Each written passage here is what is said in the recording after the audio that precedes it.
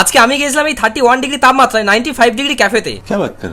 দেখো আমি আগে একটা ভিডিওতে বলেছিলাম যে আমি কলকাতায় খুব বোর ফিল করি, তাই আজ আমার মাসি আমাদের নিয়ে বেরিয়েছে একটু ঘুরতে, আর এখন আমরা যাবো একটা ক্যাফেতে। চলো ওখানে যাওয়া যায়। আর এই যে দেখো এটাই হলো সেই 95 ডিগ্রি ক্যাফে। চলো এবার ভেতরে যাওয়া যায়। তারপর ভেতরে ঢুকে দেখি এখানে দুজনের বসা জায়গা করা আছে, তাই আর একটা চেয়ার কেটে নিয়ে আমরা তিনজন করে নিলাম।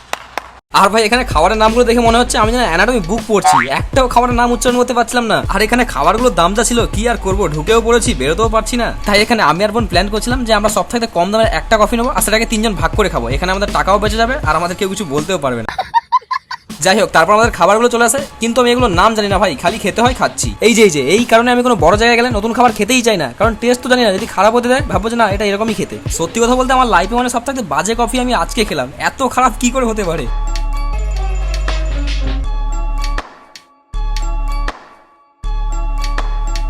যাই হোক আর খাবারগুলো মোটামুটি ঠিকঠাক ছিল, আর আমাদের এই 3টে আইটেমের বিল হয়েছিল। এই যে চলো আমরা এখন বাড়ি যাই, আসছি পরের ভিডিওতে।